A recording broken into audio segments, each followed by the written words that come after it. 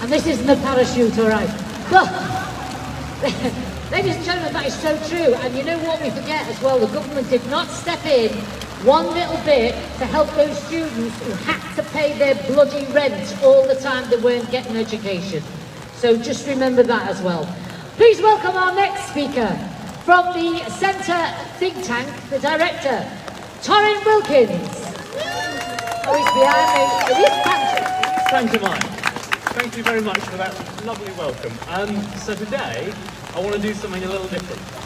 Because when I was first asked to do this by the Excluded Unity Alliance, the conversation we had was about how do we get people to actually understand the problem.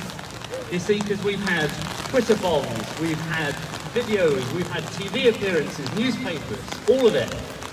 And yet, nothing. Government has not done a thing, hasn't lifted a finger. So the question is, what do we do? How do we get this message across? And I realised how at the last rally that we did. If any of you have been to London recently, or you were at that last rally, there is a COVID memorial wall that runs 1/3 of a mile down through London. If you go there, you see that, yeah, the pandemic has been awful. We hear every single day about figures like 150,000 people who've died, but you don't understand how awful it is until you walk down that wall.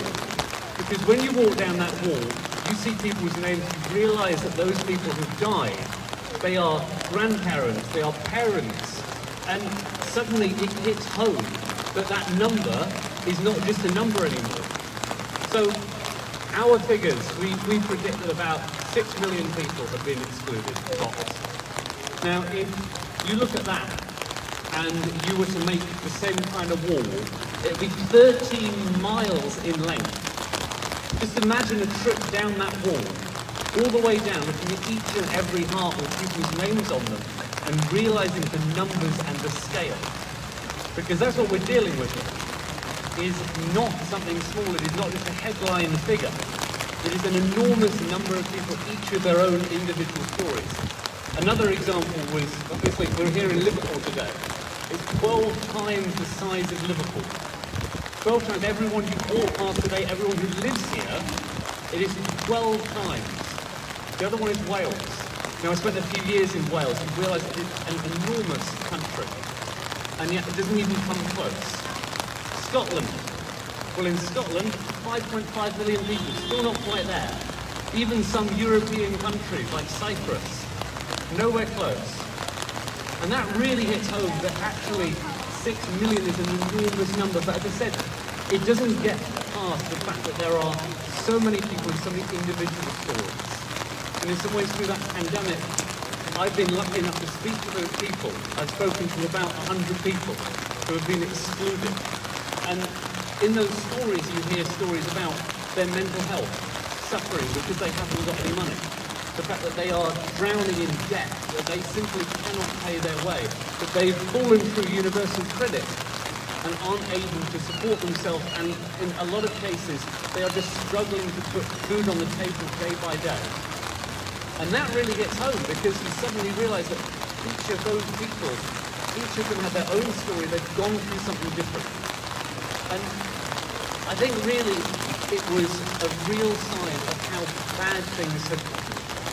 And then there was another thing I thought going down that wall, because I've spoken to a lot of people who have been forced to go into work. They had the shield they should have been shielding, and yet they did not have a choice because they didn't have the money to support themselves. They didn't get self-employed grants, they didn't get furlough, so they had to go into work. And that was the one number I didn't want to know, was the number of people who had to go into work, and yet they caught the virus because they shouldn't have been there. That, for me, really shows that there is a lot of things you can say about the government at the moment, but doing that, allowing that to happen, is complete neglect.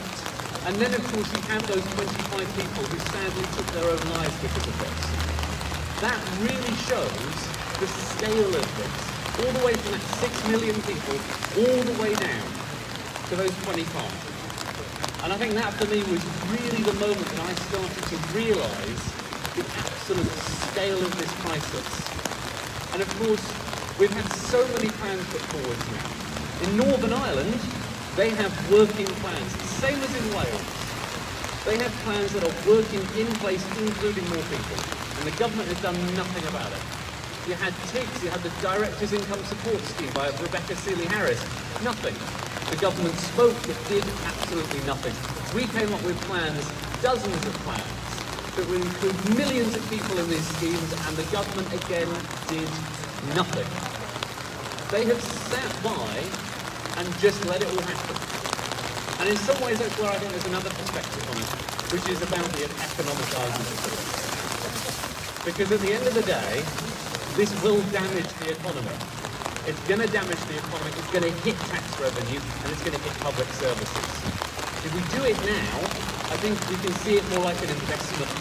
We can see it as an investment in the economy, a stimulus package. And that will hit on, that will increase tax revenue. If you increase tax revenue, you can spend more on things like schools, doctors, nurses. And you do that, and eventually it gets back to the economy. You have better educated, healthier, happier workers. It is a simple loop. It is not just one action. It is not just about helping those people. It is also about hard economics. So there is a very simple reason for doing this. So really, I think it is about those two things. It is about helping people, but it is also about economics. So I'm glad we're doing this. I'm glad we're going up and down the country, trying to push for this, trying to get people included, as many as we can. Because of those two things, because of the fact that this government has left them behind. So thank you very much. Thank you, Torrin. Excellent again. He came to London to support us.